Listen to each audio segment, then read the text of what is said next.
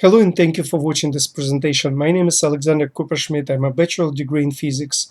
5 years I spent researching the climate change. Today, there is nobody has any answers or answer on the climate change, what needs to be done, what happened, what is going on. Everybody, because of the scientists from IPCC, everybody is talking about anthropogenic impact, and this is only what we can think about.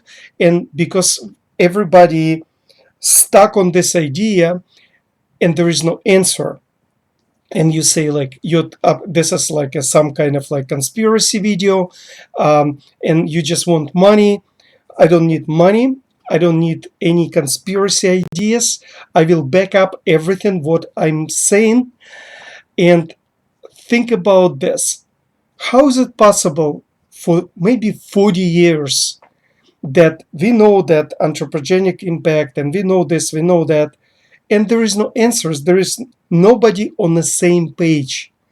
The answer is because there is no true solution. And it's a political idea because it's easy to make money, it's easy to build the industries, it's all easy because it's politically profitable. So now we will break the profits, we will break the roof, and we will just go ballistic. And so let's start. First of all, is climate change a religion? Question: do you believe in climate change? Because this question is being asked, like whenever I just comment or something, people asking me, oh, do you believe in climate change? Because your comments are very kind of strange. And I'm asking you, answer to me, please, or answer to yourself. Do you believe in climate change? Simple but tricky question. Let's say you say, no, I don't believe in climate change, this is crazy, blah, blah, blah. Okay, fine. The answer is wrong. If you answer like, of course I believe in climate change, look at hurricanes, look at the droughts, look at this, what's going on.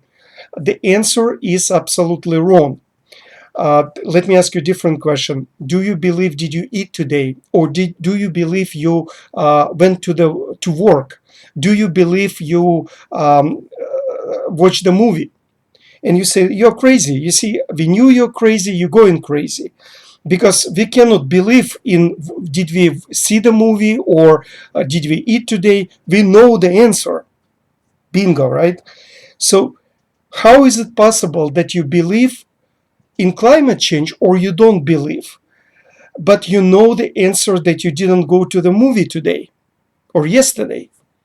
Because climate change, it's not a religion.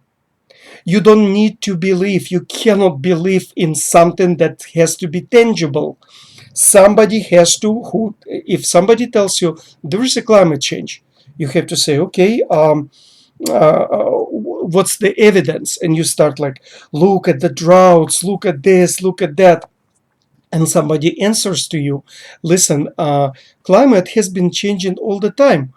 And today will be hot, tomorrow will be cold. Look at the window. And you cannot answer this. So let's go to the next segment. The next segment, why why nobody will explain you that there is a climate change. And this is very simple. Let's say you're in a house and watching this presentation, and this house is somewhere in the middle of the desert. The sun goes like hits your roof, it's so hot, but you sitting inside of the house, you have air conditioner.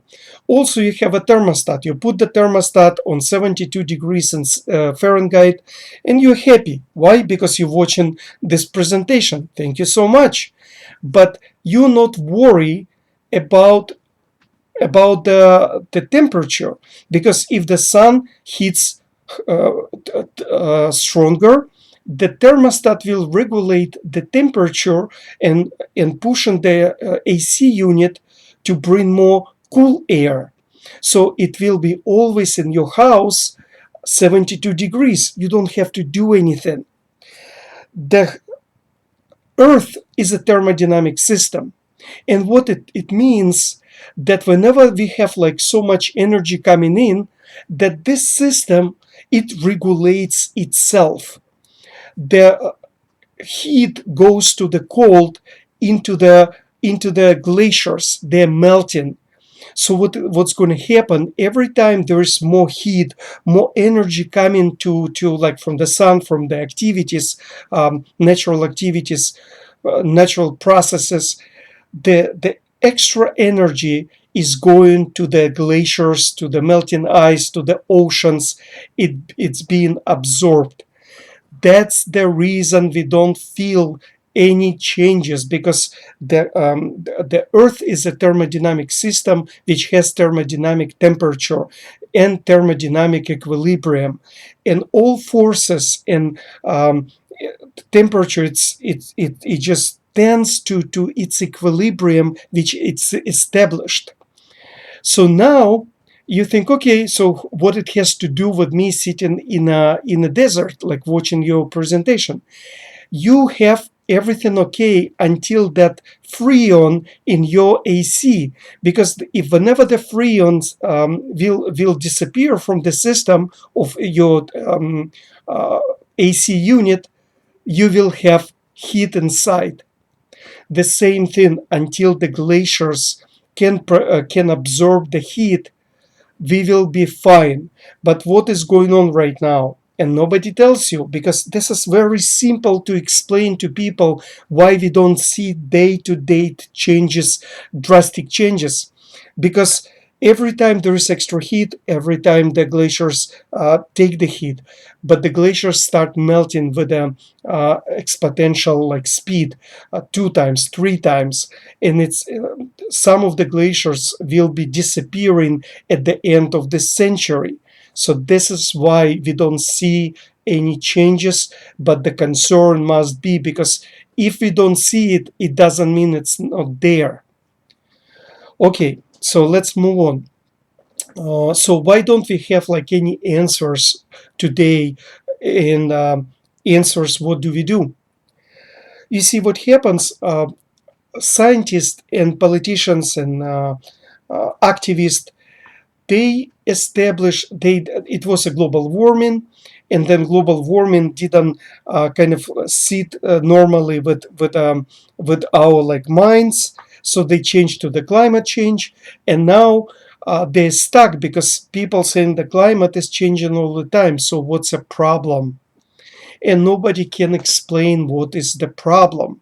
And the problem is actually this: we are looking at the wrong definition of the problem. The problem is ecosystem destruction, irreversible destruction, due to the fast, rapid change in climate.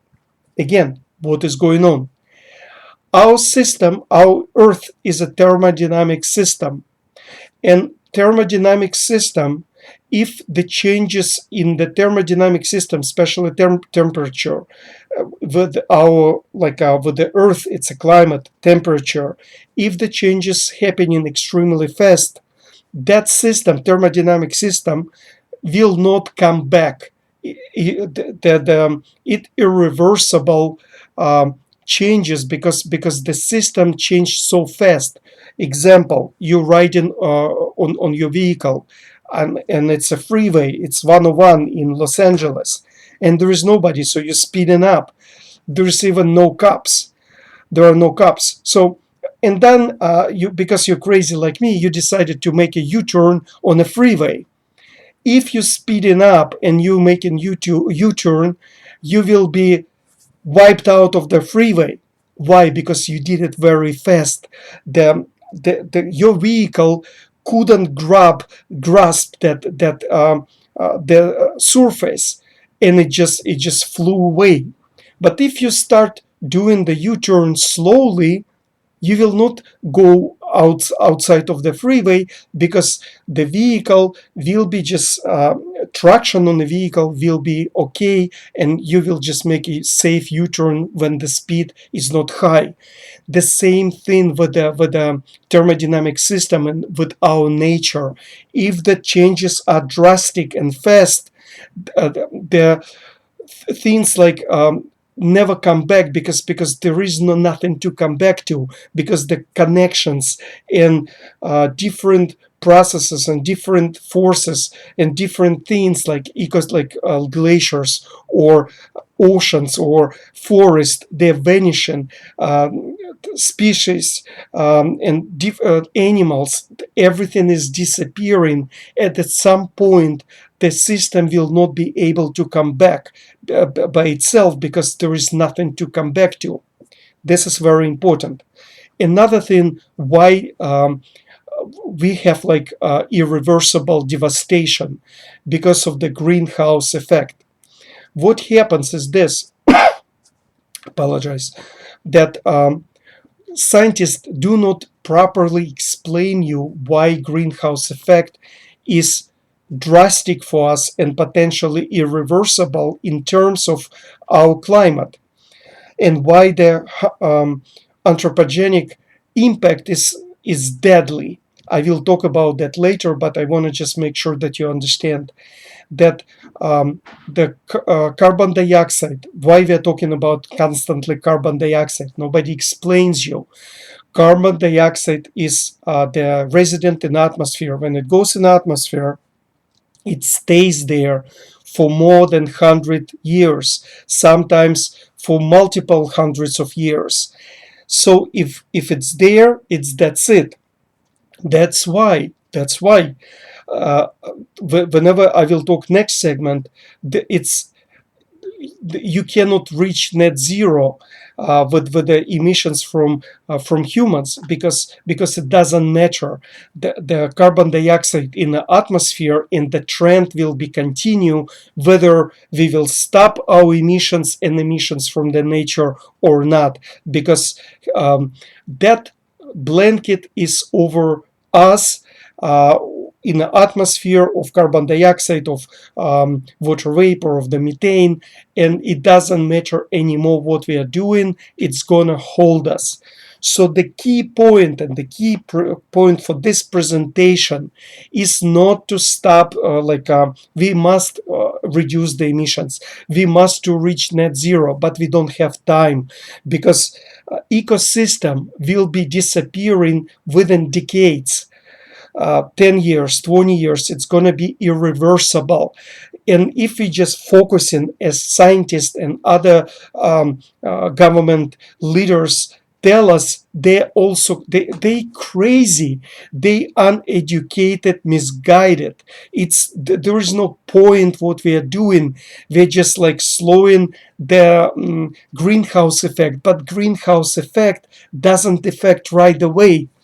And it's also will be additional point, but right now you have to understand that greenhouse effect is a deadly, and it will prevent us from our system, thermodynamic system, or our climate to come back.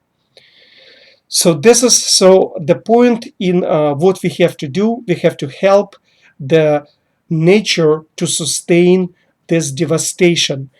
The urgent care is to help melting glaciers, forests, oceans to sustain devastation. I will be talking about this in details later, but it's a part of the plan.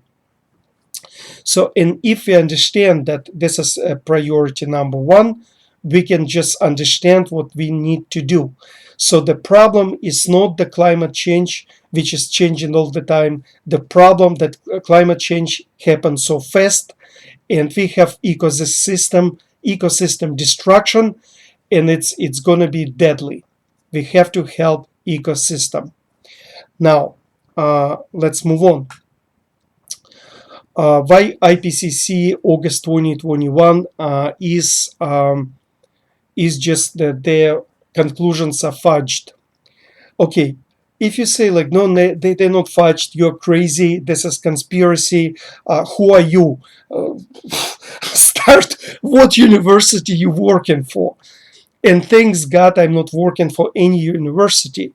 I just took my time because I'm able to study, to learn the best scientists, listen their lectures, go to the charts, go to the information, make conclusions, and do research. 5 years of my time was worth it because I have conclusions. Okay, so why the report is fudged? The reason is this.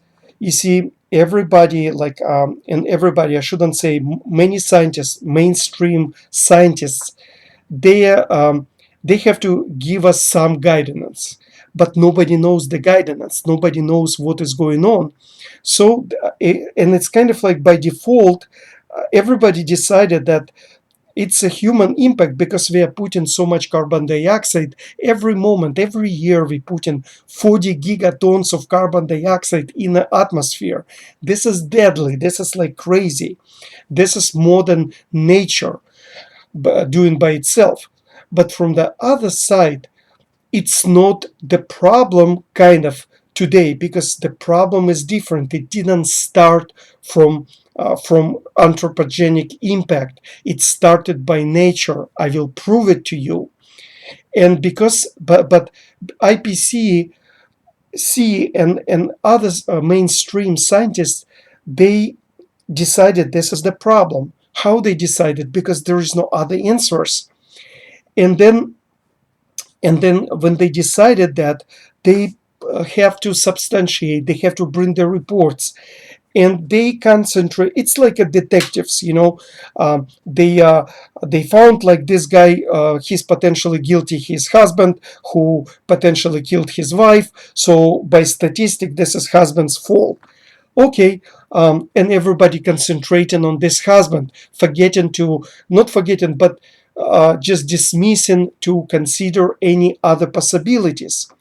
And the problem, the same with the IPCC scientists. They decided this is the issue. They got funded, not just IPCC scientists because they provide the services for free, but the people who scientists working for the universities publish opinions.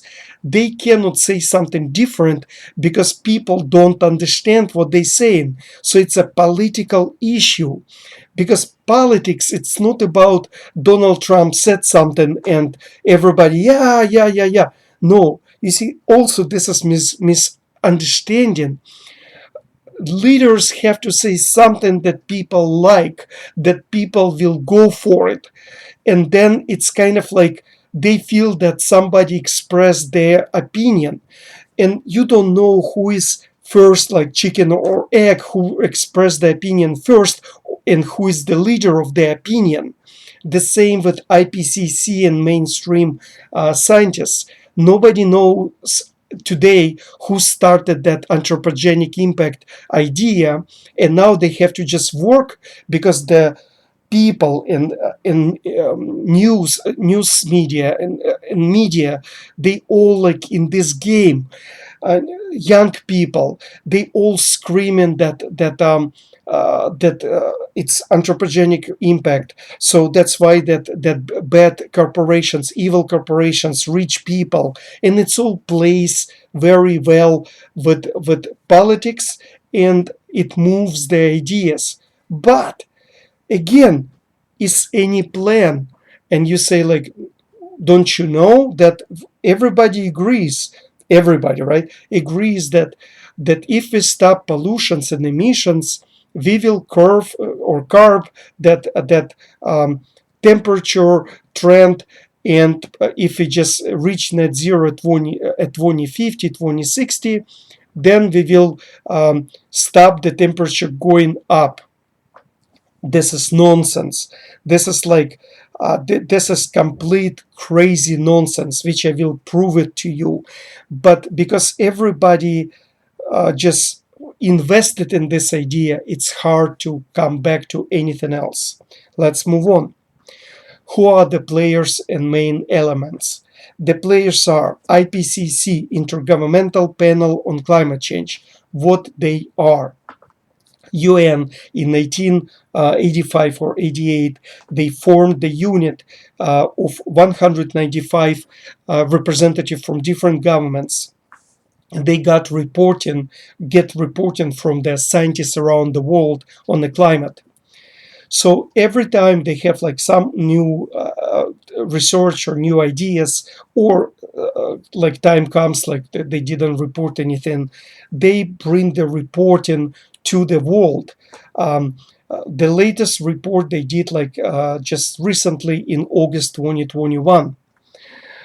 So this is the body. If there would be a God, this is the God for scientists, because they bring or they get the information from the top scientists on the climate change. So, and you say like, okay, so why is it possible? How is it possible that they all get wrong, and nobody get it right? Gosh, I don't know the answer.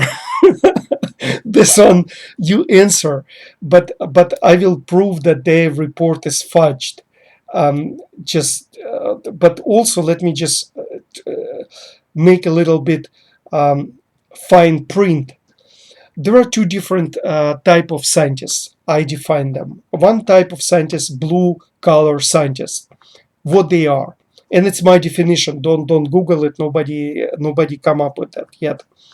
So these guys, they hugging the ice, going North Pole, South Pole. They sitting at the computers, watching the changes via like satellites. They bringing reporting. They bringing the data. They go day to day, like sacrificing their time, their lives to bring us the data. They're just blue collar, not just employees, but scientific employees. And there are golden parachute scientists. Also, they are respectable, even though I'm going to bash them and criticize them, but they are respected scientists because they achieved a lot. But what happens, for some reason, they got stuck in their one idea, which sellable extremely well. They write books. They by definition, they are right, and there is no other answer for them. They got that anthropogenic impact, and they're happy with this, writing books, stuff like that. So with that, IPCC report contains two things: reporting, which is important, and conclusions, which is totally wrong. And I will prove it to you why it's wrong. Okay, next, there is a Paris Agreement. This is another body. This is not a scientific body. This is like in 2005, different governments, like top governments, meaning top economically developed countries, came together in Paris, and they said like, listen, based on IPCC, Intergovernmental Panel on Climate Change, we understand the problem, and the problem is the rise in temperature. The problem is too much of carbon dioxide as we humans output in a space, in the atmosphere. So we need to curb that emissions. And they agreed that they have to reduce pollution at some point, and the point is 2050. They just draw the line in the sand. This is political agreement. There is nothing, not even agreement. It's intention to reach an agreement, because nobody follows that. There are some ideas like somebody just making appearance following, but because this is crazy, it's not working. It cannot work. I will explain later why. But this is the another institution, another player, Paris Agreement. Next, we have activists. There was an activist, Al Gore. He was a vice president with Bill Clinton long time ago, but he became for 20 plus years activist in climate change. He's screaming climate change, climate change. He brought the awareness, and we have to applaud this guy for this. He made money, but who doesn't make money? And I think it's not. It's honorable to make money when you bring some good ideas. So I'm okay with him making money, but what I'm not okay that nothing changed in his statement, but just going and screaming climate change. And the evil corporations are guilty. Rich people have to pay for it, and there is no solution. Just stop the industries. Um, Absolutely nuts. But he believes in that. Everybody applauding, paying him money for lectures. But because this is not a solution, and I'm going to bring you back and back, this is not a solution. That's why wherever he's going to scream for next 20 years, it will not change, because nothing can be done as what he says, and it will not work. I just said it why with the greenhouse effect, and I will tell you more about that later. Then the torch was passed to young generation Greta Thunberg, another activist from young generation. She's more articulate. She is a very good speech presenter. She's very good actor, and she's very popular. Again, she doesn't bring anything, only screams and bashing of rich people, corporations, and somebody is guilty. And our generation, which I don't know, maybe later, older generation, we're all guilty, but the young generation not guilty, and we owe to young generation. So you see, it's all game. Somebody owes to somebody, blaming. What is the solution? Between Greta and Paris Agreement and Al Gore, they all big players, because they have platforms, they have money within their organization. How come so much time they spent and they didn't bring the scientists on some kind of, like, if you think about that, maybe some kind of forum, and just talk about, like, listen, this is what is going on. If we do this, we will do that. And any questions, and people would ask questions, and the scientist wouldn't even answer those questions, because there is no answer when you just concentrating on stopping industries. How can you eat? How can you get from Amazon your purchases? How can you go travel if there is no fossil fuel right now? Europe is okay. I will talk about later. So those are main players. What you have to know, please Google what is greenhouse effect, why it's important, because I told you already the importance of greenhouse effect is because it consists of it traps the energy, plus it has the carbon dioxide, and carbon dioxide is going to be in hundreds and hundreds of years in the atmosphere, and because you cannot get it out, then there is no point of talking about stopping the industry, because the pressure will be still going on for centuries. As we have today the climate trend, it will not change. That's why, like, reducing the pollutions, it's a long term for hundreds or 200 years from now, but not today. This is not the answer, but you have to understand that by extra going to the Google or other sources and do the research of what is greenhouse effect. Another thing, thermodynamic system. Please do some reading about that, because it's important. Many things I'm talking about right now based on thermodynamic system, because our Earth is thermodynamic system, and scientists have to address issues within that understanding, and nobody is talking about that, because IPCC people, the scientists, never talked about For example, in their report of 41 pages, the shrinked one, the most important one, because the actual report for 1,000 pages, but on the 41 pages report, they never talked about water vapor. Water vapor is 60% of the impact on the greenhouse effect, and this report doesn't include water vapor. It wasn't even one time mentioned in that report. What it means? It means that IPCC scientists do not consider natural impact from the nature, which is crazy, absolutely nonsense.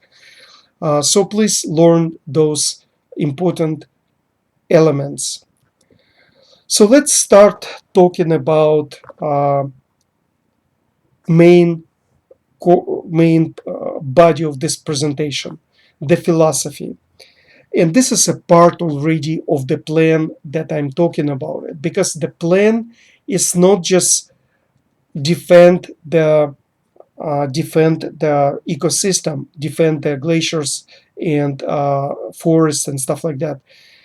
The plan is start with the mentality. Why we are talking about philosophy?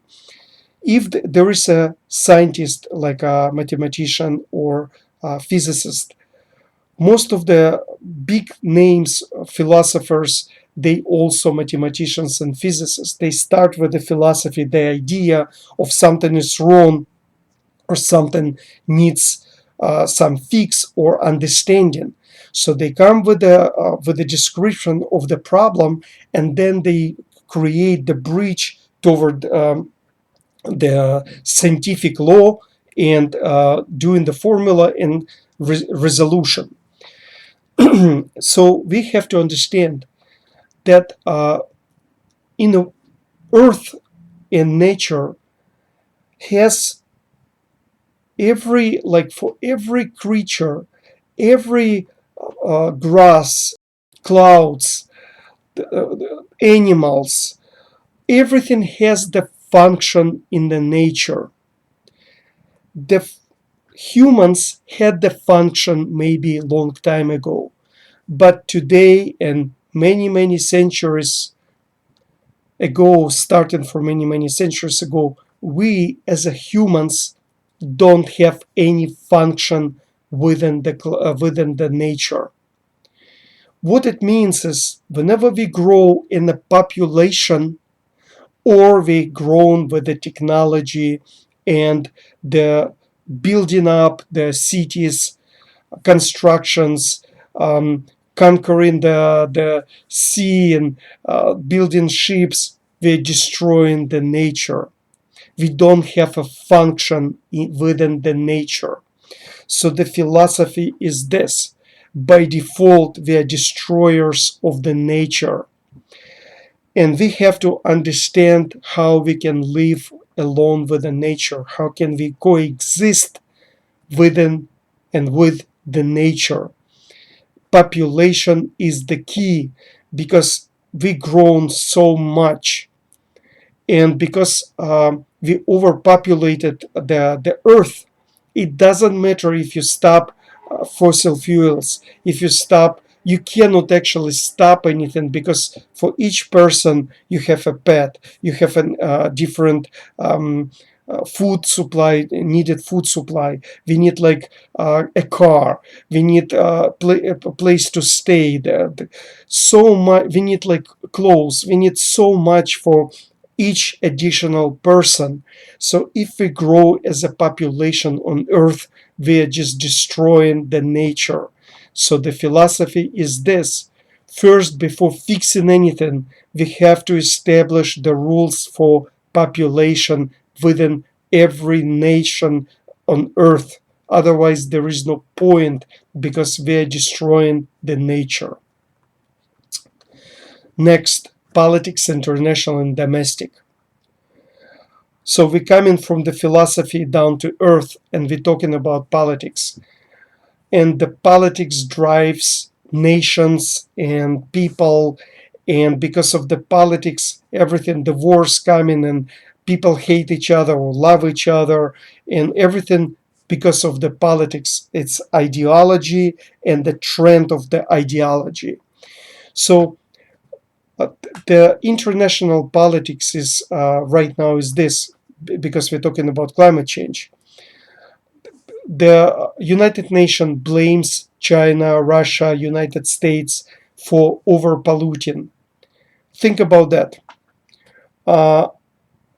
United States creates some ideas, big ticket items, technology, medical industry, health industry, and because of that we have so much pollutions, of course, because we're building up so much uh, um, factories and in so many things we're building up to achieve industrial revolution. In Europe, they shift already things like, or shifting to China, to Russia, to different countries. And China right now is kind of like a manufacturing of the world. They also being blamed because they overpolluting, but they can. They have 1.5 billion people. They cannot so fast to change their way to live. They cannot come to the different green energy. It will take them time and time, and there are other things what they do. So blaming China, blaming United States, it's not the good politics. Europe blames Russia because they do fossil fuels, they extract the oil, they extract the gas, they cut the forest. But from the other side, Europe says like, hey, when do you finish your pipeline to bring the gas, natural gas, to Germany, to different countries? So you see, this is like it's just crazy. From one side, nations who don't produce much, they blame other nations. It's blame game. Point: international politics has to develop a plan which would include each country. If you don't do that plan where you address the part of each country as a team, if you don't have a part for a member of your team, you exclude that member, you disregard this member, you don't have a team anymore. Today we all depend on each other, and you gathered in Glasgow, and Russia and China didn't participate. So wherever you dreaming about net zero, that you cannot even first you cannot achieve net zero, but now you don't have two major players to work with you. So it's a contradiction of, you see that's a politics. It's international politics, and first we're saying like we will achieve net zero, it's like achievable in 2050, 2060, but the major player will not even participate in, because Russia, for example, they leave, the whole country leaves because they take the natural gas and oil. They leave because they sell that natural resources, and they fund with that natural resources the other industries. The China, they have to produce, and they have labor, they have to feed the labor, they have to develop the housing for those labor forces. So we have to have a plan within the nations. It's international politics. Domestic politics, I live in the United States, and I think I understand the problem within the United States. I wrote a book. It's a Purple Vision under my nickname, Sasha Messer. In this book, what I do, I explain why our nation has radicalized. Nobody, we are like in a state of cold civil war. Democrats hate Republicans. Republicans hate Democrats. How you guys will explain other nations what to do if people from around the world are watching us and thinking we're a joke because we're fighting, we're screaming, we're blaming each other. This is a joke. We cannot be leaders of the free world if we don't fix our house. We need to come to the sense we have to just start respecting each other. How? Start with the media. Like, be good people. If you blame like for 1 hour some other side, give 5 minutes to concentrate on something good the other side did. Otherwise, it's not about achievements, it's about who did worse. And to show your followers, your base, that the other part is worse, so we can be bad because other part is even worse, so it's okay to be worst. Doesn't make any sense. So, and we have to fix our house. And after I'm finished, this is 5 years, I'm finished with the climate change because I achieved my goal. I understood what happened. I brought your conclusions. Now I will come back from what I started with the purple vision. We need not blue. We don't need red. We need mix. We need something for America, the purple. We need like to move America forward, and I have the answers for that too, based on my financial background. So I hope I will make a difference in that place too. So this is your domestic politics. So why and how the climate is changing? What happens? The Earth is the lonely object in a space. And if it's not for the sun, the Earth would be so cold in this space and the life wouldn't be possible. So the major component in climate is the sun. Then sun radiates the energy on the Earth, and within the Earth there are processes which create gases. Those gases create the atmosphere, because not all the gas disappears in space because of the gravity. So within 4.5 billion years as the Earth is in existence, approximately, the Earth established the atmosphere. So the second major component in climate is the atmosphere. And because of within the atmosphere, as we talked, there is a layer or gases which are called greenhouse gases. They are responsible actually for trapping the energy coming from the sun. On the moon, there is no atmosphere, and at night it's cold. But because the Earth has atmosphere with the greenhouse gases, at night the energy doesn't disappear into the space. So we have the climate. About 10 million years ago, and it's my opinion because it doesn't matter 8 or 10 or 12, the Earth came to the somewhat stable climate. Again, because it's a thermodynamic system, Earth is, it established some kind of thermodynamic equilibrium temperature. It's due to the major processes on Earth, like a movement of continents and volcanoes erupting and changing of the mountains and stuff like that. The Earth at some point, potentially 8 to 10 million years ago, established its development. Of course, it's developing even now, but it stopped developing in major way. So the only two major components, the sun and the atmosphere, started playing the major role. And the climate on Earth has came to the somewhat predictable and established temperature. As we said, It's a thermodynamic system. And it's established thermodynamic temperature.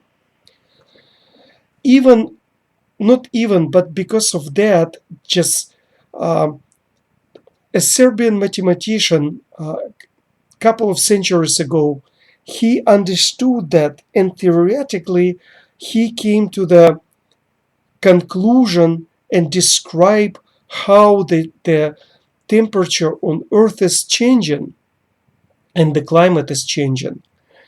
And because he was able to do that, because there was no major there were no major processes on Earth, like as I specified, and he defined how the nature is changing, that the climate is changing. Every 100,000 years, it becomes hotter, and the processes going to the peak of their development. It happens because the Earth orbiting the Sun within not like a perfect circle, but because it's oval, the orbit is oval.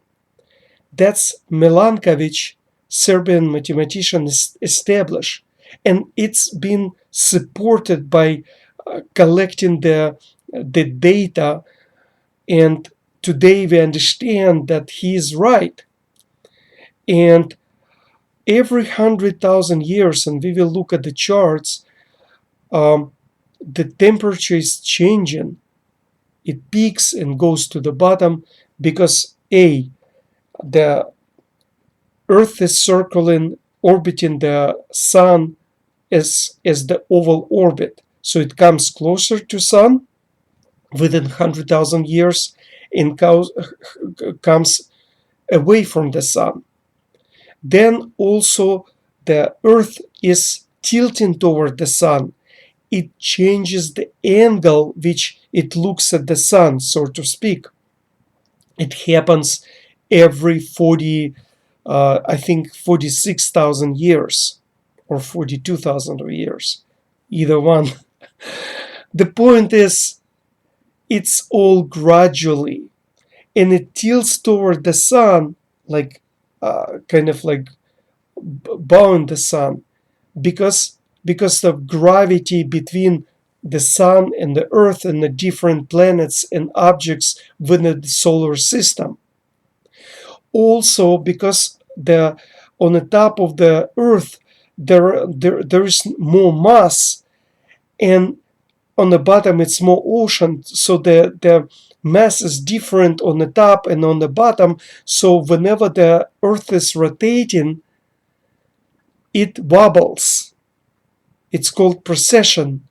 Every 19 to 24,000 years, it wobbles gradually also. Everything is gradual. Why I'm talking about gradual, and gradual? Because we've talked about that, because it's a thermodynamic system, and whenever we're making changes gradually, within cycles of hundreds of thousands of years, we're coming back to the same cycle because the changes were gradual. It's all science. You see, it's defined by thermodynamic laws. Why is this important? So within about 10 million years, the Earth came, maybe less, but importance is that we establish the climate, not we, but the Earth established the climate on Earth, and it's within the thermodynamic equilibrium temperature,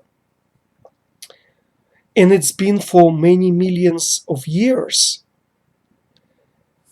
and we can describe that. So again, what's important? And let's take a look on the chart. So here's the chart. And why this chart is important. Let's first understand what we are looking at. Because if you're not a scientist and never seen this chart, it's kind of confusing.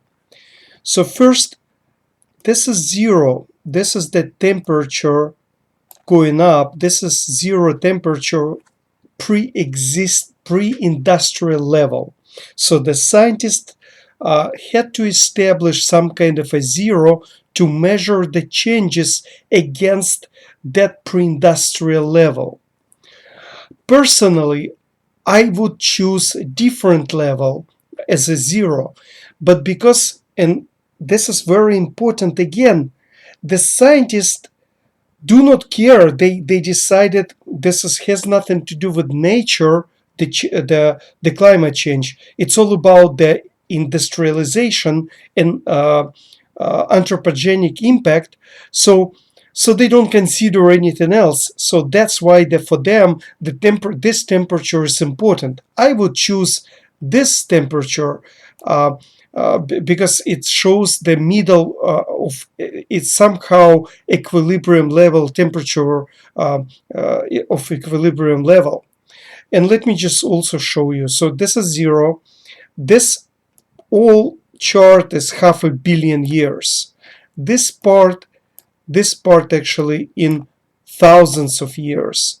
This part is hundreds of thousands of years. Starting from here, this is in millions, this is in 10th of millions, and this is in hundreds of millions, total 500 million years. So why we are looking at this chart and what we are trying to understand? We look at this chart because somewhere 500 million years ago, the temperature on our planet was even higher than 6 or 7 degrees in Celsius. Again, we're comparing to the pre-industrial level.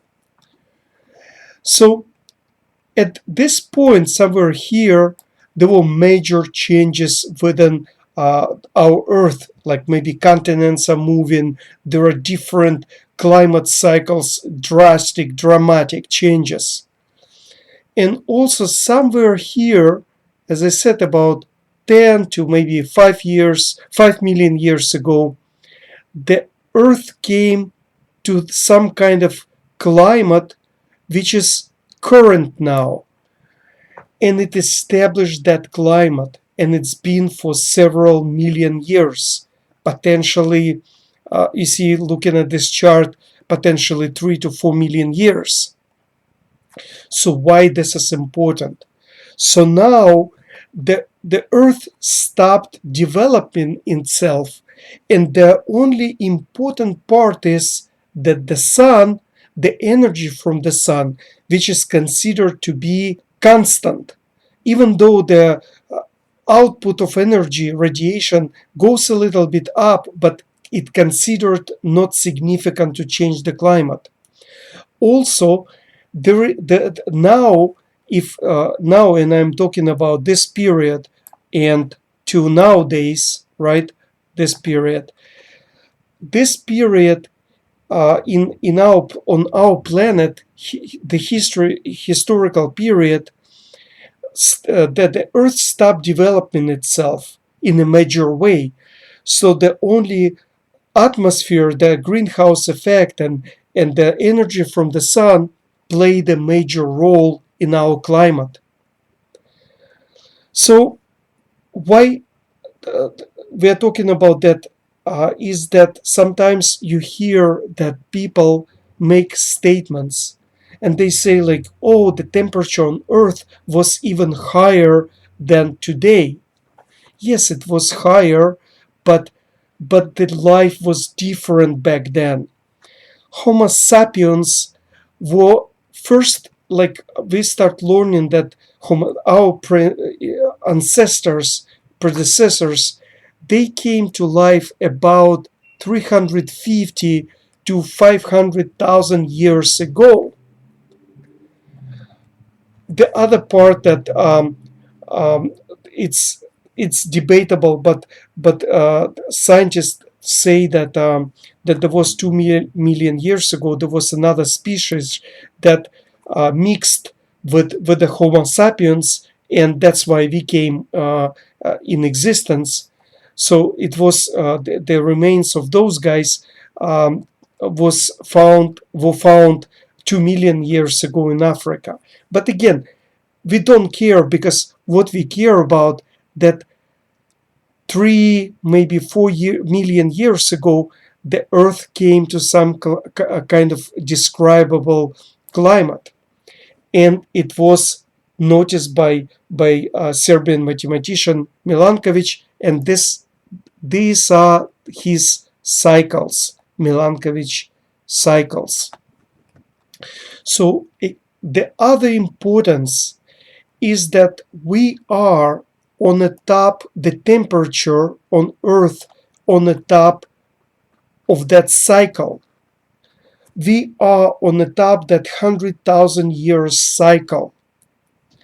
What it means is that the level of the oceans on the top, the level of the carbon dioxide in the atmosphere, in the oceans, everywhere is on the top.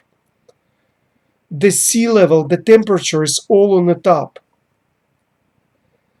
And we are right now on the top cycle for a proximity to the sun. We are on as Earth, the closest to the sun, which is cycle of 100,000 years. We are for 6,500 years in that top of the cycle. Also, you see, like today, the temperature is right here, which is 1.1 degree in Celsius above the pre-industrial level. Why this is important? It's important because this level, if you look at this line that I drew, it never was above that 1.1 degrees in Celsius for about 10 million years. So we are going to the uncharted territory where the humans, and you see, humans started here not because we decided to start live and to be in existence, but because the nature allowed us. The nature allowed the species around us, the trees, the ice on North Pole, South Pole, to be in the levels it's right now. So everything is suitable for our existence. And if we cross that 3 degrees in Celsius above the pre-industrial level, we go into the territory which is unbelievable for the Earth for 10, 15, 25 million years. And that is a different story. And this is so dangerous. And we are crossing that in extremely fast. And again, because it's a thermodynamic system, when we do change the thermodynamic system temperature and the climate fast, we cannot go back to this level. You see, this is that our suitable middle equilibrium level that nature came about 3 to 4 million years ago. We're going away from that thermodynamic equilibrium. We're just breaking it. We're just destroying. The nature is destroying the ecosystem and all the connections. We're going to the stratosphere, and that's what's dangerous. And that's why this is very important segment, because naturally the Earth, the climate on Earth depends on the sun and the greenhouse effect. But something happened during starting from 1900s, and scientists believe that it's industrial revolution. But I will show you that it has nothing to do with pre-industrial revolution, and thus when we try to cure something or to fix something which we didn't cause or didn't, it's not broken, that part, and we're fixing it, we're going to the wrong direction. So let's go to the next subject. What triggered the climate change? The climate has changed its trend starting 1900s. Something happened at that moment. Let's take a look at the chart. For 2000, on this chart you see the temperature for 2000 years. And I put that black line across that whole chart is an equilibrium level for this climate, for this 2000 years at least. And if you understand that somehow the tipping point, because the trend changed at that moment, the tipping point was at the level of equilibrium level of the temperature. It's unbelievable, because it's the last part where it will be naturally changed. So something happened at that moment that from equilibrium level, the temperature started rising drastically. There was some explosion, some energy, input of energy. The scientists, activists, and politicians, they all tell you that this is anthropogenic impact, that it because we put so much carbon dioxide in the atmosphere, and thus it was a greenhouse effect that changed that temperature, and that's why we see what we see on this chart. But think about that. The carbon dioxide is in the atmosphere. It's not the energy. It has to pass some time for the greenhouse effect to affect on the nature to change the temperature. Let's take a look at this graph. You see the chart of, as we looked many times at this chart, this is for 400,000 years. It represents Milankovitch cycles. Our Earth, our planet, the climate on our Earth was on the top of that 100,000 years cycle for 6,500 years. It means the top of the temperature, which is right here. This is the temperature. This is the level of carbon dioxide. This is the level of the sea. Everything on the top. What it means? It means the nature was ready for a disaster. You went to the forest. The forest is dry. The wind. You decided to light up a cigarette. You light the match, and suddenly match falls down and the fire starts. In minutes, acres and acres of this forest will be burned. The same thing, the nature was ready for a disaster. And the scientists telling you that this disaster was human impact, which we will just crushed as an idea. Look at this chart. This is the sea level for 1,000 years. You see this goes like down. Even like if you say like the Industrial Revolution started 1750, and for that time the carbon dioxide was accumulating in the atmosphere. Let's destroy this idea. So how is it possible that it was going little by little? Because imagine in 1750, what kind of carbon dioxide? But anyways, somehow from 1750 for 150 years, let's say it was accumulated, and bam, like an explosion that changed in trend in the sea level, and the sea level start rising drastically. Something happened. Arctic. You see the trend for 2,000 years. Again, the trend goes down as a temperature. And suddenly at 1900s, it goes right up, like shooting straight up. Something happened. It cannot be carbon dioxide. It doesn't have impact as a carbon dioxide on the temperature to shoot up. Okay, so you say like, anyways, you talk wherever you want to do, you're crazy, we knew that. Now it's just evidence, because everybody knows it's a carbon dioxide. Let's look at this chart. Let me just enlarge it.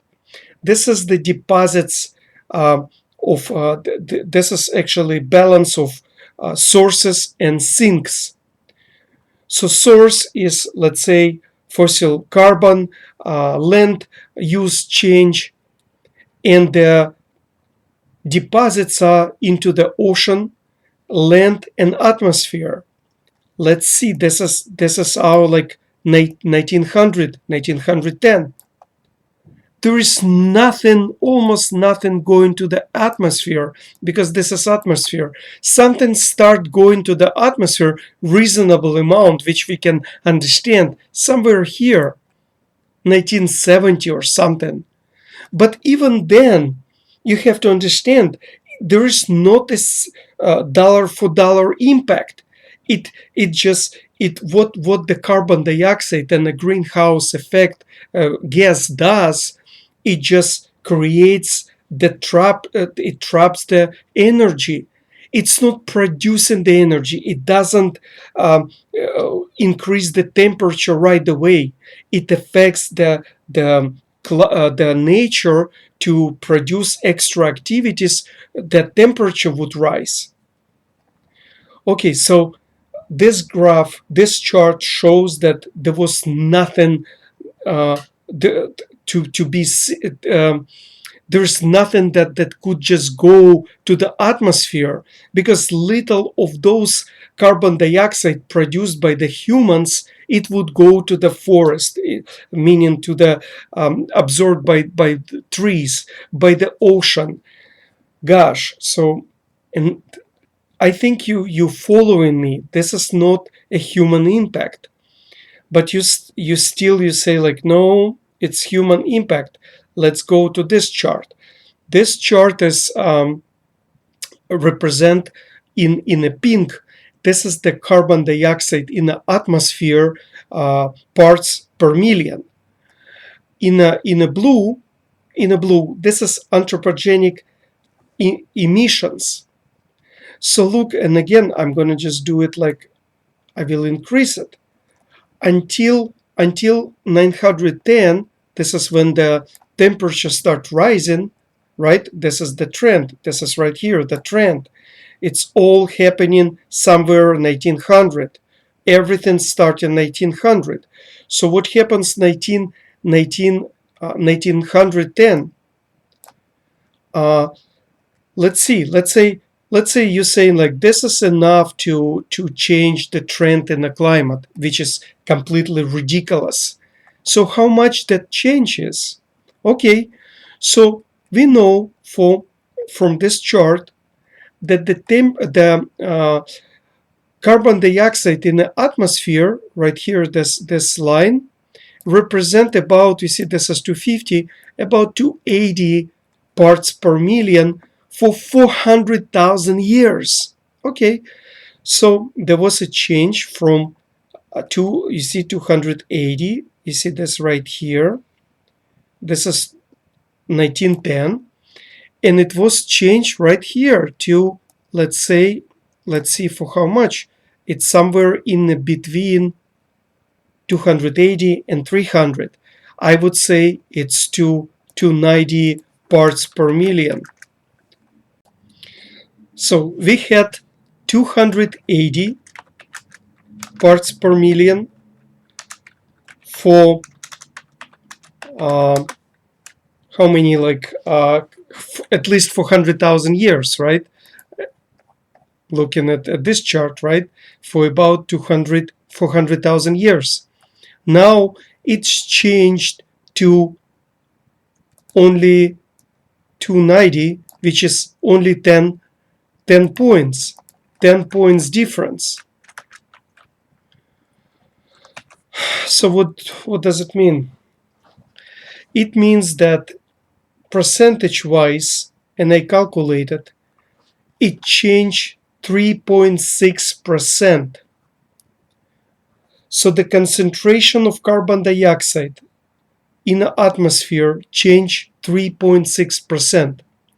Looking at this pie chart, it shows the percentage contribution to greenhouse effect. Water vapor is 60%, carbon dioxide 26%. So that 26%, when we increase the carbon dioxide in the atmosphere, we can calculate how much it would affect the contribution to the greenhouse effect. And I did it at the bottom. Less than 1%.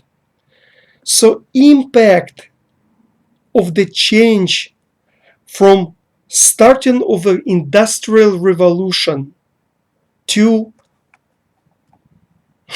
1910 was 10 points, or 3.6% of carbon dioxide in the atmosphere additional, or less than 1% affect the contribution in the greenhouse effect. But we have a drastic change in the climate, in the temperature. We had some kind of an explosion. We have changes in trends. So what happened? Apparently, on June 30th, and happy birthday, 1908, there was an Tunguska event. What it was, it's a meteoroid which hit the atmosphere at the above Siberia, Russia. This impact, the energy from that impact was compared to about 1,000 to 3,000 times of the impact of atomic bomb thrown on Hiroshima and Nagasaki in 1945 in World War II. It was such a devastating impact that the 80 million trees were burned. There was an earthquake registered in different places of the planet.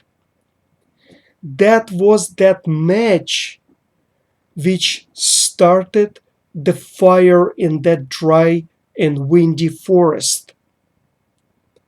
The nature was ready for a disaster, and that meteoroid was a perfect storm. It was a perfect disaster. That meteoroid brought the energy. If you say that this is crazy, I would say potentially. But nothing else happened at the beginning of 1900s to change the trend in climate. You cannot magically say that somehow the carbon dioxide this is nonsense. The nature changed its trend because at the beginning of 1900s, the nature was on the top with everything of all levels of carbon dioxide, sea levels. It was ready for a disaster. And the Tunguska event, that was a match which started that disaster. Anthropogenic deadly impact. Even though I stated that the nature started the climate change, it doesn't mean that humans do not put the deadly impact on the climate. This is what happens. You see, the nature has a part in its destruction and the humans. But our part is not that we bring the energy, because what we do, we destroy the ecosystem from one side. And from other side, this is what we hear constantly, we bring the carbon dioxide and the methane, which is like we've been constantly talking about greenhouse effect. And it's rightly so, because per estimates, we start emitting into the atmosphere about 40 gigaton of carbon dioxide each year. This is like unprecedented number of um, of the carbon dioxide. And the IPCC, even though I'm bashing IPCC and scientists, but from the other side, I told you I respect these guys because they do measure, they do work. And of course, if I'm criticizing them because they improperly, in my opinion, interpret the um, reports and charts, it doesn't mean they don't try to do a good job. So what they did actually, they evaluate for how many for how many carbon dioxide in the atmosphere which we produce, the temperature is changing. And they say in the I think 30, this page 36 of the uh, IPCC report as of 2021, that per each 1000 gigaton of carbon dioxide deposited onto the atmosphere by humans, and again they count in only human impact, which is wrong, but we will talk about that later. But at least we know the numbers. So if you think about that, for each 1000 gigaton, the temperature jumps approximately, and they say between 0.27 to 0.63 degrees in Celsius. So then we know that each year, if we deposit 40 gigaton of carbon dioxide, it will take us 20 years to change the temperature for about half a degree in Celsius. So that's your kind of like quantification of the impact from humans. Don't forget that what we do also, we grow as people, as population.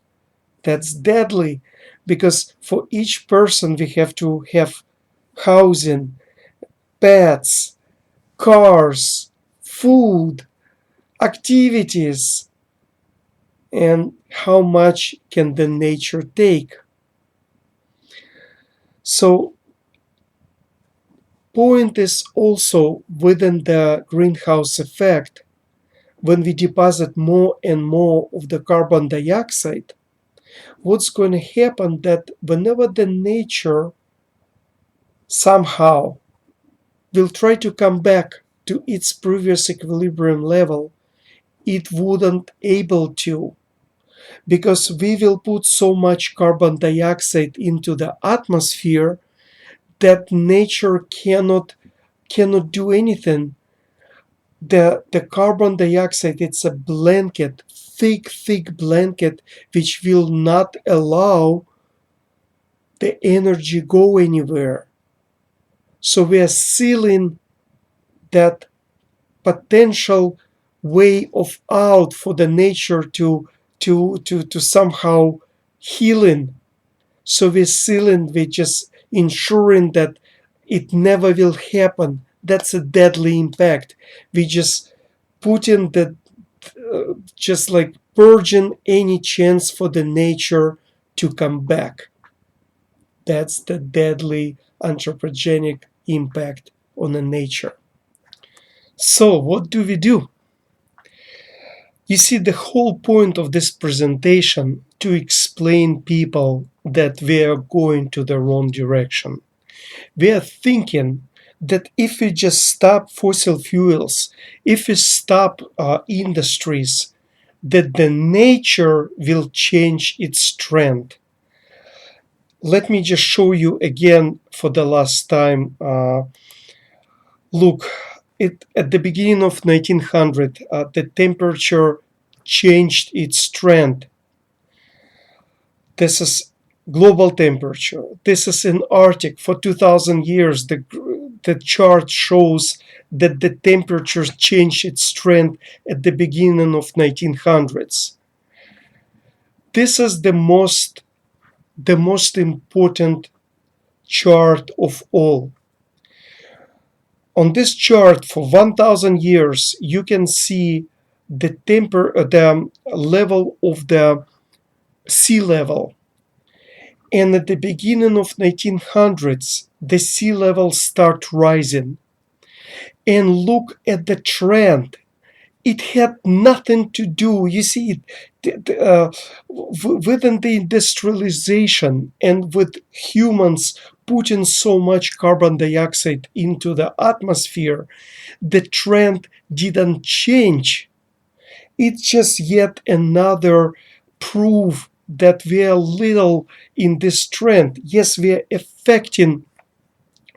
are affecting so much the future, because the greenhouse effect is the future, not the current, because the greenhouse effect, it's trapping the energy, so it will show its damage later, maybe in 40 or 50 years, and the damage will be so big, it's just unbelievable.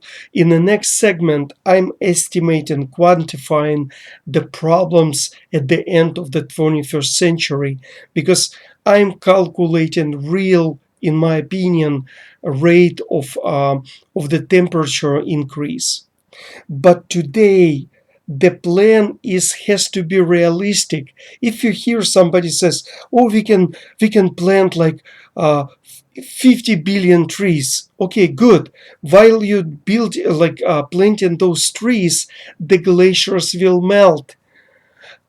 Uh, at what point they will grow up? At what point they will start working for us and change the carbon, start absorbing the carbon dioxide in a rate you think you want them to do? If you say like, okay, we will stop the industry, okay, but the carbon dioxide already in the atmosphere, the trend which you saw on each chart will not change. So what can we do? The only thing, and this is the point of this presentation, we have to help the nature to somehow regrow itself, like we will talk about the melting glaciers, to sustain that damage by itself and by us currently. So in said that, you have to understand, I said it in the beginning of this presentation, that the goal is wrong. Goal is not the climate change, to fix the climate change. Climate has changed by itself in 1800. The goal is to help ecosystem destruction, because we need to support ecosystem. If we can somehow support ecosystem, and while we buying the time, potentially we have a chance for the nature to recoup itself, and the energy it has right now, so much energy. That's why you saw the trend going up with the level of the sea level rising, because so much energy, the glaciers are melting every day, every year. There is no pause in the chart. The chart goes up and up. You see. So again, if we find a way to help the glaciers to stop melting or to change their rate of melting, if somehow we can and would be able to stop the forest of burning right away, because it's harder to regrow them. And if we just do things, and let me just go to the plan, because if we will do just that, briefly what I just said, somehow we can buy the time for reducing the carbon dioxide, changing the industries to use the green energies. So let's go to the plan. So here's the plan. First, we have urgent care. What is urgent care? This is, as I said, we need to support ecosystem. So we need to support oceans. We have to understand that there is also permafrost. We need to address that issue. With the oceans, it's cleaning, it's sponsoring the industries for cleaning, establish international laws, enforcing it.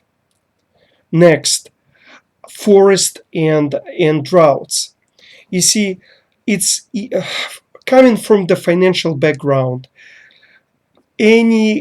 Not anybody, but I was joint venture finance director international level, and also consultant. I would just say, like, most of the consultants, financial consultants, they tell you that it's easier and cheaper to retain the client or a customer than to obtain the new one. You call your cable company and you say, like, I want to switch, I want to quit. They will never let you.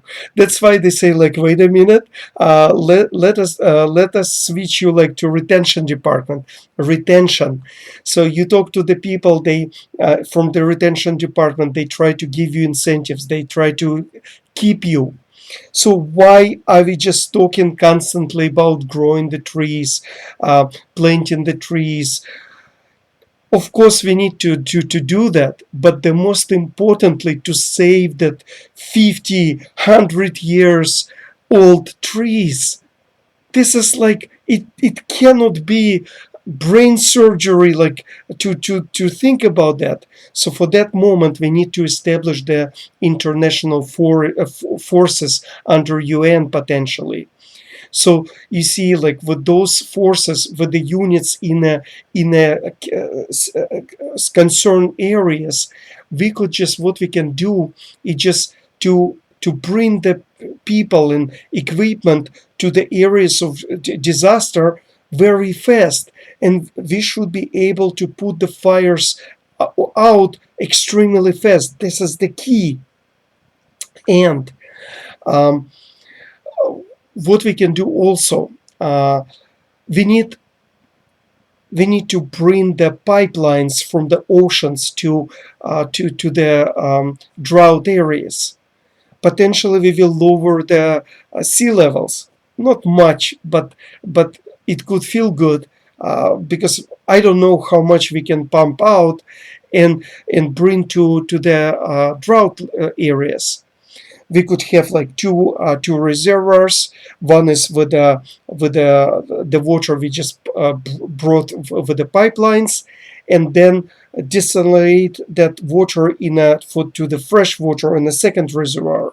So from that reservoir with the fresh water, we can just irrigate. We can just use it to put out the fires. So we have to think what we can do proactively right now, because this is urgent matter to help the droughts, to help that put down the fires. We need to protect the ecosystem, and this is what we can do. This is not some kind of, like, things that potentially, oh, maybe not. This is actually what we can do. That's why this program. Um, what else? Industry of furniture and construction. We are cutting, forget about nature destroying the ecosystem in the forests. We are destroying the ecosystem by ourselves. We're destroying the forest and wood because we're cutting it for our needs. What we can do, we can just establish a new industry using bamboo. White bamboo grows extremely fast, 16, 18 inches a day.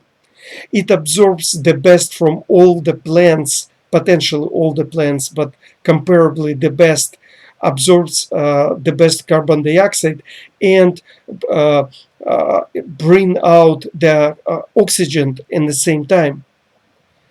Also, once the bamboo trees grow up, you can cut them out and just start use them for furniture business, for construction business. It could be a big industry.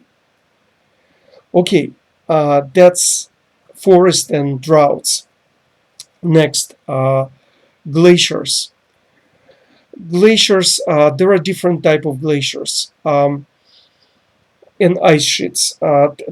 Antarctic, everybody's talking. Antarctic is like it's okay. There's nothing going on with the Antarctic because, and for some reason, again, if I start talking about IPCC, they just so politicize in their like presentation in their report. They say that Antarctic is not damaged um, because we as humans we didn't damage it yet. It's nonsense.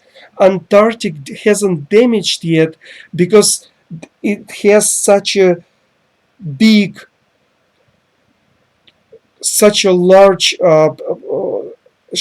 ice sheets. It has so much ice, and that's why the energy and coming to the Antarctic cannot damage it because it has such a big mass of ice. Comparably, if you think about that, mountain glaciers, they're being destroyed because they're small. They cannot withstand devastation from energy because they're small, relatively small. The same with the Arctic. But Antarctic being damaged and eroded from beneath, from the warm currents of ocean. And again, I'm proposing, but the point is this of this plan. This is a management plan. This is you and IVM managers, the scientists, the department of production department. So we have to understand where we're going, and then to set up our production department, the scientists, to guide us what we can do and produce us things what the blueprints of what can be done. So I'm offering that we need a bumper zone. So the warm ocean currents will not hit directly the shores of Antarctic. It will provide, it will lower the rate of diffusion between cold water and the warm water, fresh water and salt water. Potentially, it will reduce the damage.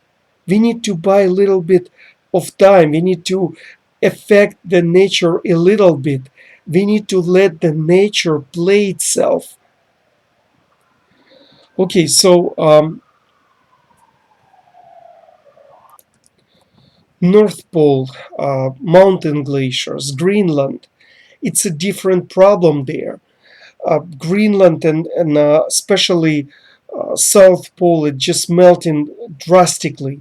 The ice on the top is dirty, and because it's dirty with the dark spots, the albedo is lower, and it absorbs the energy from the sun, radiation. The rate of melting of ice sheets on Arctic and Greenland extremely fast.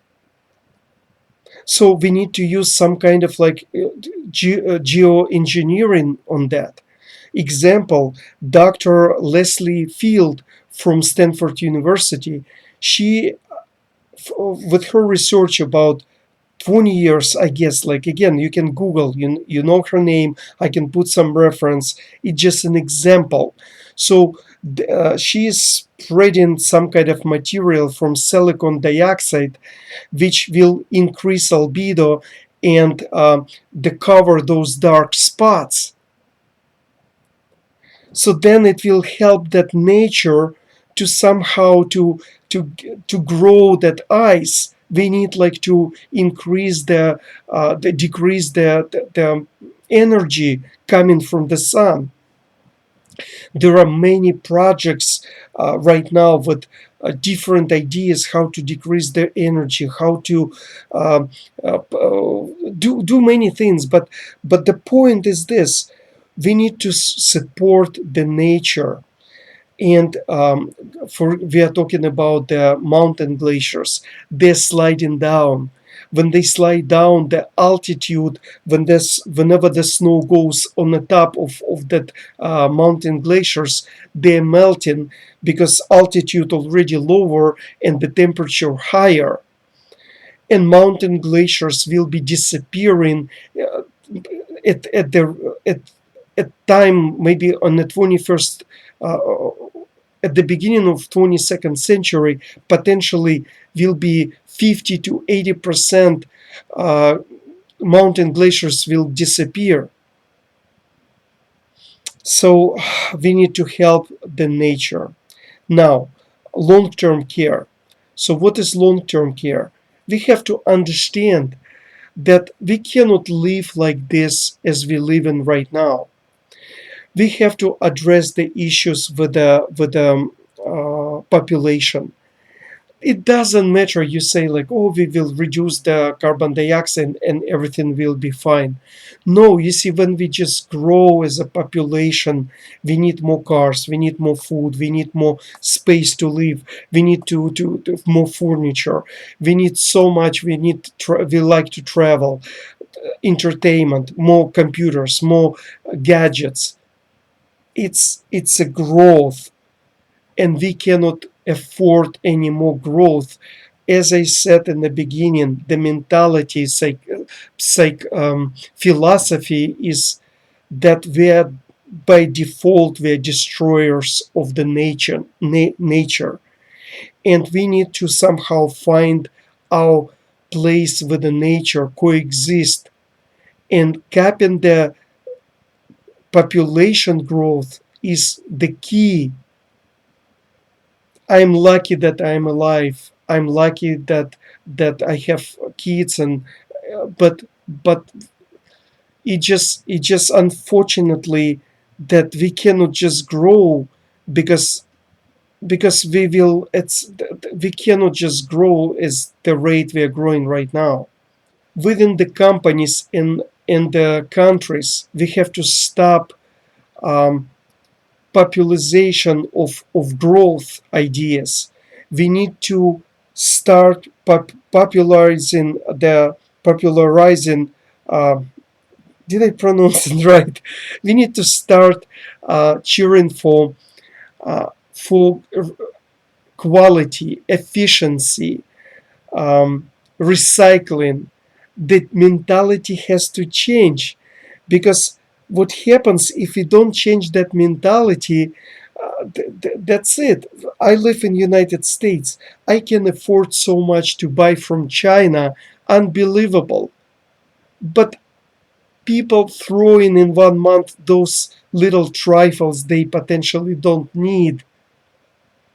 So we have to address those issues. Food, we are producing food so much. We have to somehow understand, we have to just uh, start stop subsidizing or limit subsidies for agricultural product. Why? Because we overproducing, and then we throw this products away. Of course, there are people in need. We have to balance between people affordability and overproduction. But again, we are managers. We are putting the problem forward, so and bring the teams to resolve those problems. We need to incentivize the industry companies with substitute products, like for dairy product, for meat product. You see, we're subsidizing the milk dairy product. So whenever like people want to buy oat milk, for example, oat milk feels like more expensive or the same rate as as a usual milk from cows. And so we never will transfer to go to for this substitute products because it's more expensive. It's not subsidized products. Meat, like we have substitutes for meat, but we cannot go to those products because they're expensive, and we're subsidizing the meat production. You say, no, no, no, we don't subsidize meat production. Yes, we do. Water, we're not charging the farmers for water, fresh water. We could basically sell the fresh water than beef. 1 pound of, to produce 1 pound of beef, we need about 1900 gallons of fresh water. If you just sell 1 gallon of fresh water for 1 cent, it will be $2. Just the water. Okay, so you got the point. We need to we need to change the way we are living, and we have to do it now. And this is not complicated. Energy, of course, we have to transfer to green energies, but it's not going to be fast. Efficiency is not there yet, even though we're thinking that efficiency is there, but not quite. So in the meantime, the most efficient energy is nuclear. Why don't we just build nuclear power for now? Yes, we continue to put the solar powers and panels and windmills, but the efficient energy is nuclear, and we need to use right now what's important, what makes sense now. And the reason will be, so we will damage the climate, damage the nature less. Also, the final part of the plan, which is we have to just subsidize and promote every geoengineering ideas of recapturing potentially carbon dioxide from the atmosphere and from the air. It's not working right now. The balance of energy, we're grabbing that carbon dioxide, but we're producing too much energy. So the technology, it's not there. Like Bill Gates with his organization, they built the grabbing from the air plants. They not producing, the efficiency is not there. Occidental, the oil company, they produce the biggest capturing. They didn't yet produce that plant, but it will be ready like in 2 years. It will grab from the air extremely big number of carbon dioxide. I don't remember right now what is. I put in my mind it's extremely big. But again, how much energy do we spend to do that? How much we put in energy and product to build those factories? It's this, the factory will be sitting on, I think, 100 acres. Okay, so the point is this efficiency. Even what we are trying to subsidize, to promote, has to make sense. And the point for all of this, we support that ecosystem because we want to buy the time for changing our way of living and to somehow find the ways to get that carbon dioxide, to get that methane out of the air. That's the plan. This is the last part of the presentation. Thank you for staying with me. So why the climate crisis is extremely devastating and what scientists missed. You see what happens. Why did I start this research 5 years ago? Because I saw that so much blame and so much debates and talk around climate change, and there is no clear direction. There is no clear understanding. Even today, there is no clear understanding.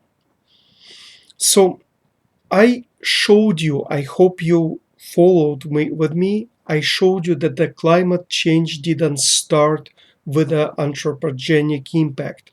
It started naturally because the Earth climate on Earth was on the top of the cycle, 100,000 years cycle, which means top of the concentration of the carbon dioxide in the atmosphere, top level of sea levels, top of the temperature, and the nature was ready for a disaster. The meteoroid, which came June 30th, 1908, was a trigger, the catalyst of the climate change, of the change and trend of the climate. I hope you agree with me because I gave you so much data supporting my claim.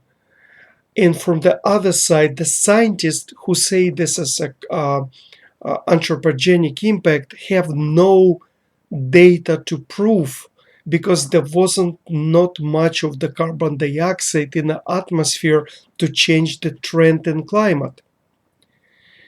And this is the key because they concentrate on the carbon dioxide, which is a political idea.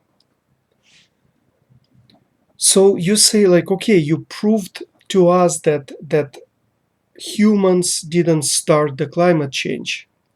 But now we got it, the humans making the biggest impact, and per IPCC 2021, it's again humans doing the 100% damage to the climate. They're 100% guilty in climate change. Again, and they're showing you that they calculated how much carbon dioxide will be deposited in the atmosphere, and based on that, they telling you that the temperature will change as such. Here's the problem. They're missing the component of the nature. And they just, again, they telling you crazy stuff that only the anthropogenic impact is a guilty party. They don't understand that carbon dioxide is a part of greenhouse effect. And the point of greenhouse effect is not to affect right away, it's just the point of trapping the energy. So there is no immediate impact when we deposit the carbon dioxide in the atmosphere. The effect of greenhouse effect will be later, and it could be much devastating than we are thinking. So scientists not properly calculating the devastating effect on the climate and to us.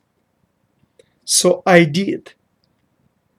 Let's take a look. But before we go there, I want you to pay attention for 1 minute on this chart.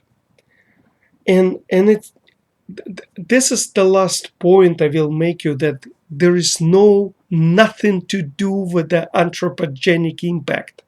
Look at the chart and let's play detectives. What do you see in this chart that scientists all over the world do not see? You and I, we will just make the industrial revolution or scientific revolution for the century. Look, carbon dioxide and methane and additional gas started going up in the same proportion at the same time as everything else. Everything else went for the same time in a increase in the atmosphere, increase of the change of the direction. Everything started within one moment. If it's an anthropogenic impact, one would just say like, listen, I did like a factory, and we increase in carbon dioxide for 10 gigatons a month. But then you have to call somebody according to this chart to increase the methane level in the atmosphere in the same percentage. Look, they all in the same percentage. How is it possible humans just bring everything in the same percentage? It's naturally there was impact of energy, and energy created the gases processes first, and then the processes created different type of gases, and the change of trend of the sea level, because the water vapor, evaporation of the water vapor, the melting glaciers. This is not an anthropogenic chart. This is the nature. If you don't get this, I don't know what else I can do to prove you that this is not anthropogenic impact. It's all at the same proportion. Okay, now let's talk about how that whole thing, because and now think about that. The scientists have to just assure you that this is anthropogenic impact. So they going out of their way to find the proof, because it's not there. It's not like, oh, that's because it's there, so they find it the proof. It's not there. Okay, so I start screaming, apologize. um, so now you on the page, let me see, can you see it or not? Let me see that you can see this on the page. Yeah, you can see it on the page 36 of report, IPCC 2021 report. It says that this report IPCC reaffirms with a high confidence, so they just 100% almost sure that findings that there is a near linear relationship between cumulative anthropogenic carbon dioxide emissions and the global warming they cause.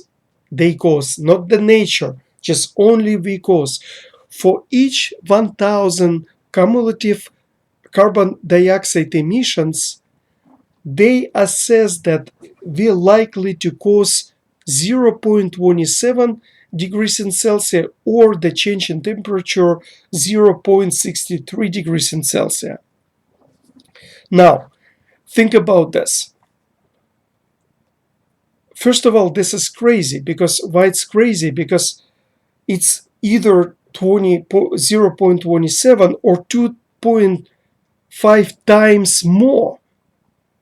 How did you determine that we are likely in putting 1,000 gigaton of carbon dioxide? How is it possible that we are causing either 1 unit or 2.5 times of that unit of temperature increase? This is like it's crazy, because this is, and then you say this is a near relationship. Let's go just debug this one. Look, this I did this chart. So let me see first, and I just want to make sure that you see it. Yes, you do. So look, this is deposits of carbon dioxide in the atmosphere in gigaton, anthropogenic deposits. You see, this is 1,000 gigaton, 2,000 gigaton, 3,000. And as we talked, IPCC determined per each 1,000 gigaton the temperature rise either 27.27 degrees in Celsius or 0.63. So I just said, okay, this is a near, you see, when it's straight, it's a near linear relationship. So I said, okay, fine. So This is 127 time, and 54 at 2 times by 27, 80, 0.81 at 3 times. So yes, when I put those dots, it's a near linear relationship. But IPCC tells you, like, listen, it could be either 0.27 or 0.63. Okay, let's go to different chart. Here I put one time, I put like 27, 0.27 with deposits of 1000 gigaton in atmosphere. I put the change was 0.27. Second time I put it a little bit higher because they said it could be higher. Okay, so I put about 0.63 right here, and then I change it to again to 0.27 because it could be also. So this in black, this is your near relationship, near linear relationship. But this one, it's not linear. It's not a linear. It's deviating from linear. You see how much it deviates? So there is no linear relationship. Do you understand this part? I hope you do. This is linear. This is not linear. So there is no linear relationship. They're playing. It could be linear, but it's not. Okay. So let's come back. Let's come back to this chart. So let's go to their chart. So they say, okay, this is, and they tell you right there on a, you see on right here on a report. They say this is a near, and I'm going to change the tool. This is the near linear relationship between the cumulative carbon dioxide and the global warming for just illustrate scenario until 2050. Okay, so yes, you see what they have, it's actually near linear relationship because it goes straight up. So you say like, what are you talking about? Okay, let me just explain. You see, in this chart, if you look at the ledger, they played with us because they disregard the time. And you say, what are you talking about? You see, they say like, okay, for each 1000 gigaton of carbon dioxide deposited into the atmosphere, the temperature changes. So then they don't care about the time when it changes. So, but I'm telling you the time is important. Why? Because 1 gigaton of carbon dioxide could be deposited in 1 billion years or in 2 days. So the time of the deposits matters because they look at the history in estimating, or just they tell us how the changes in a carbon dioxide change the temperature. But if the temperature, if the deposits are fast, the temperature wouldn't reflect that fast changes in carbon dioxide, or vice versa. So the time is extremely important. So look at this fudged report. This part of the report in time is 50 years. This part of the time is another 50 years. This part of the report, and this is the time on the report, this is like you see that this is the time. This part right here, another 50 years, 50 years, 50 years. Now, where's the another 50 years? Right here. Let me just put like, this is all 50 years. This one, right here, it's another 50 years. This part, it's another 50 years. And little part right here, another 50 years. So, let me just, so that's why, because it's shrinked, this part is shrink right here toward here. So that's why, like, this part, it seems like it's a near relationship because it shrink right here toward this. But if you look at the real report versus the time, and you go, okay, if it's a zero, and they establish zero, I would establish zero right here. Why? Because this is where the trend has changed. And you say, like, why this is important? If you, like, forget about climate. If you're in the stock market, when do you want to buy the stock? You want to buy the stock when it establishes its bottom. And you understand where it established the bottom. Look, one time it hit kind of a bottom and it was playing around, it was going back and forth, and somehow it established the bottom one more time and it started going up right here. So you want to buy the stock right here. Why? Because you see that it established the trend, and this is, you see the bottom. Why this is important? Because if you know the bottom, you know the trend, you know the power of that trend, the amplitude of this trend. So let me clean it up.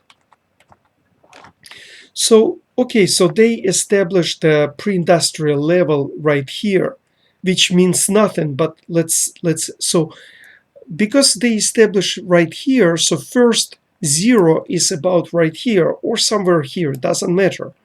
But the first carbon dioxide, 1000 of carbon dioxide came somewhere here. You see right there. So to make their report the same report as they did, like from this zero to here, from this first dot, for them it's kind of straight line, right?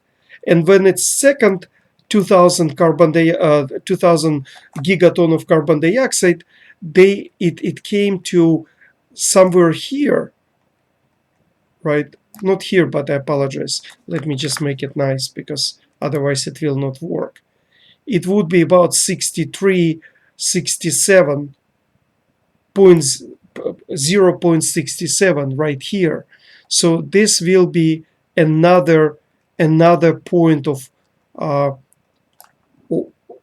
not here, I apologize. This is right here, so I have to make it straight line. Make it straight line, so it would be right here. So at that 2000, and the time would be about 2000, 2009. The year would be 2009 for this 2000 gigaton next deposit from the anthropogenic emissions. So the point will be, so it still will be, now let me clean it up again. So the first point would be right here, first of first deposit of 1000 gigaton, and second 2000 gigaton would be right here. So it would be a straight kind of relationship, near straight line, near linear relationship based on this chart. But the reality is that the first, if it's a zero somewhere here or here, the first 1000 gigaton would be right there. Second would be right here. So there will be no near linear relationship. If it would be here, it would be even worse. Do you see what I'm talking about? So there is no near relationship. Forget it. No near relationship. What is the point? Scientists of the world are telling you that the humans 100% are guilty in a climate change. I proved it to you that it didn't start from the human impact. Now the scientists of the world telling you that because it's a near relationship of our deposits to the atmosphere of carbon dioxide, the temperature growing accordingly to our deposits. I just showed you that the report is fudged. There is no little correlation. So now I am dismissing the scientific input on this. Of all the scientists who participated in this misguidance and misconception. But the problem is this: even though I dismiss them, the problem is still in the air. Yes, we do deposit so much carbon dioxide. Yes, we are devastating the nature. But we are missing the component which, when we put that component in place, everything will start making sense. The nature is destroying itself.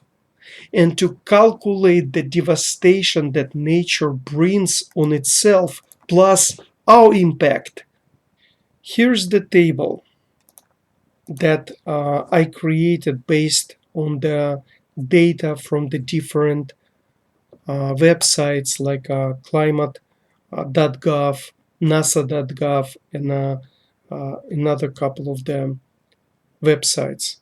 So they are showing us the change per decade of change in the temperature, how fast the temperature is increasing, in how fast it increases per decade.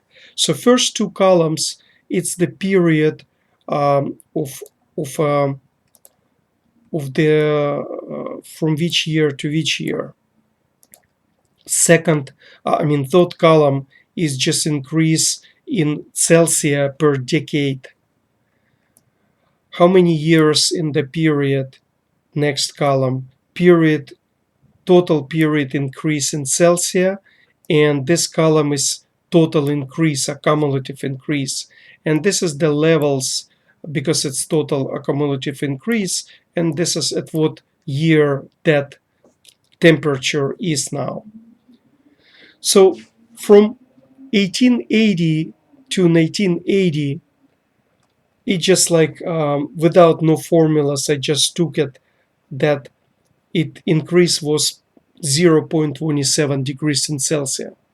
And because it was pre-industrial level from 0 to 27, so it was 27 temperature increase at 1980. Then from 1981, the speed of increase in the temperature per decade, it accelerated to 0.18 degrees in Celsius. So it's more than doubled the temperature increase.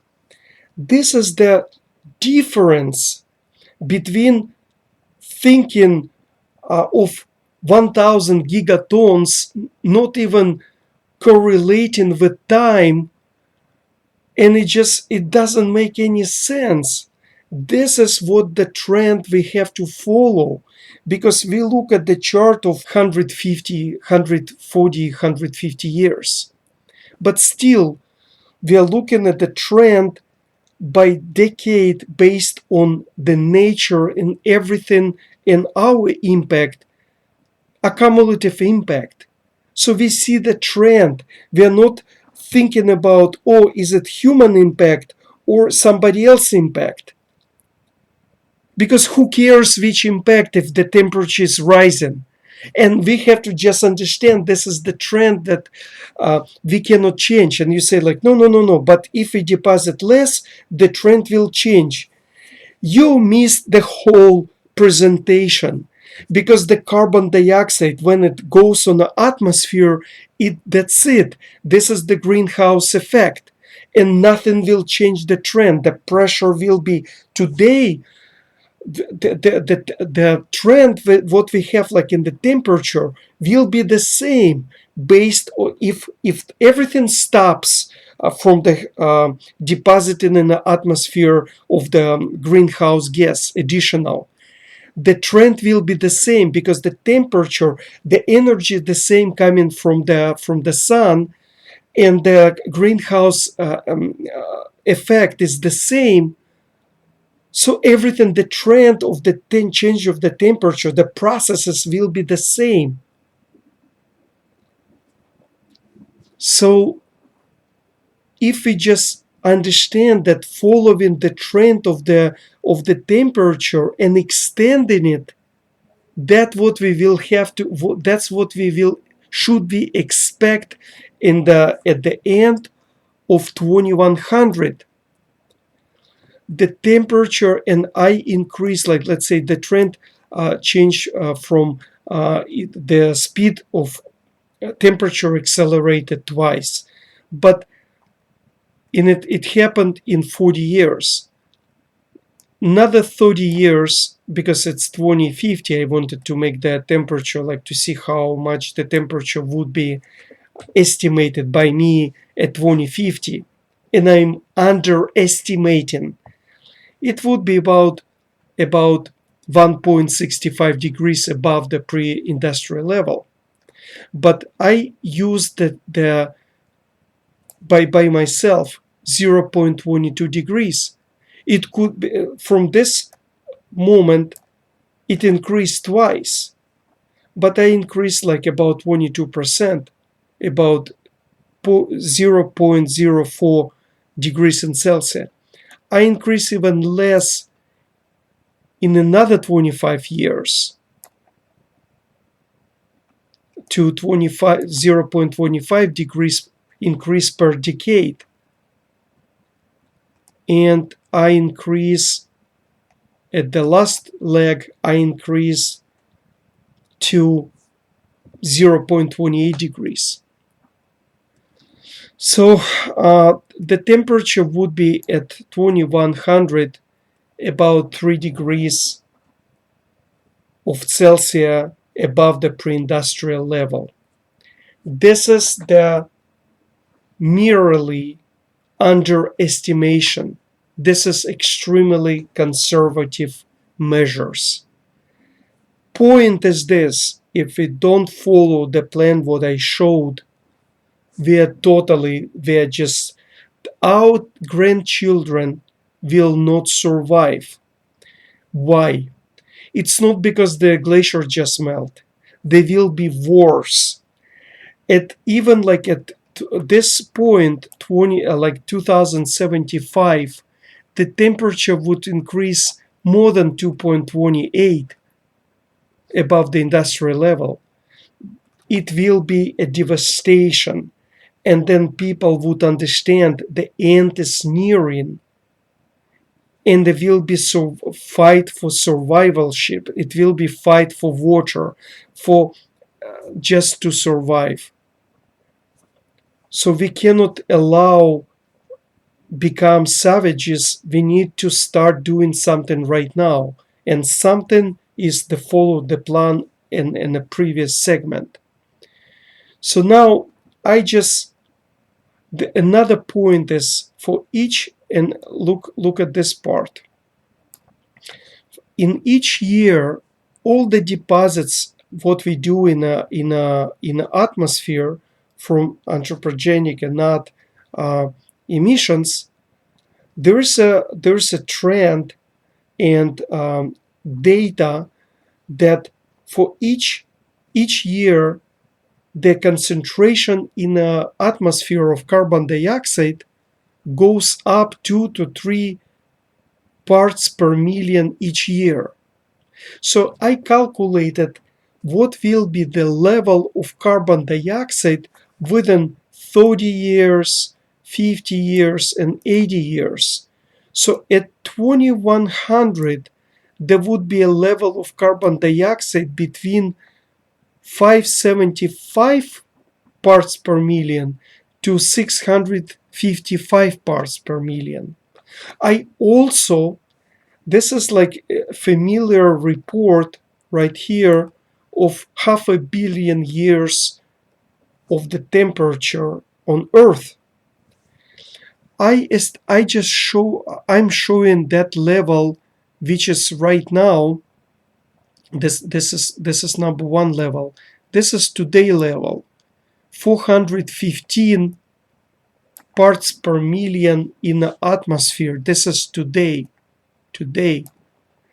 This potential level will be at 2100, about 3 degrees of Celsius above the pre-industrial level. This is 0, this will be 3 degrees. So what it means, why am I doing this? I want to show you that at the level of 3 degrees, we will go to the territories that it was 15 to 25 million years ago. And at that time, the carbon dioxide was, this time, you see, the carbon dioxide was in the atmosphere in a concentration of between 500 to 800. And I put it right here, the same thing. So even though the temperature never went above, right here, never went above 3 degrees in Celsius, the concentration of carbon dioxide was actually from 500 to 800 parts per million. So this is like, to us, if it's this data correct, so we are not that in that bad shape because of the carbon dioxide. So the point is, we have to help the nature to sustain itself. I'm bringing you so much proof for that. It's unbelievable. And the last point is this: what we have to be afraid of at this level of the temperature. And this level, if we cross that or just achieve 3 degrees in Celsius above the pre-industrial level, this is the time when the North Pole melted, the South Pole start melting it, and it's exactly where we're going to. The North Pole start melting it, Greenland is melting it, the smaller mountain glaciers are melting, and the sea levels are rising. So you see, this is present. So 15 to 25 million years ago, the sea levels were here between this and this, somewhere like between 50 to 100 meters. And at some website, for some reason I don't have it right here handy, but I think it was Business Insider. They showed that within the research, they based on somebody's research, and I will provide the links, or you can Google. It's so simple to verify everything what I'm saying right now. The levels between 3 million, they say like between 3 million and 5 million years ago, the level of sea level was about 53 feet above today's level, or 16 meters. And it's about 3 million years ago, 2-3 million years ago. But we are talking about the temperature which we will hit. It's about 10, 15 to 25 years, a million years ago. So the sea level will be even higher. Why? Because the meltings, there will be Greenland melting, North Pole melting, glaciers like mountain glaciers will be melting. So the sea level will be rising drastically. All that, the nature, the climate will be changing so drastically we cannot even imagine, because the levels of that level happened 15, 25 million years ago. And, and this is the end of this presentation. And the point is of whole this presentation, we have to help the nature to sustain the devastation. And if we will not do that, thinking that we can blame the fossil fuels and the oil industries, that they somehow will pay some penalties and then somehow fund the stopping of those industry, and we will be okay. You're living in a different world, and with the help of IPCC and the scientists of today, it's a derogatory world. It's imaginable. It's this is crazy, and I hope that I made a difference, because our children will be struggling at the end of their lives, and our grandchildren potentially will not live to the end of their natural lives. I'm not scaring you. I looked at the data and I quantified the data for you. I quantified the disaster for you. With that, I really appreciate it for about 3 hours of this presentation. Really thanking you, and God bless you. Take care.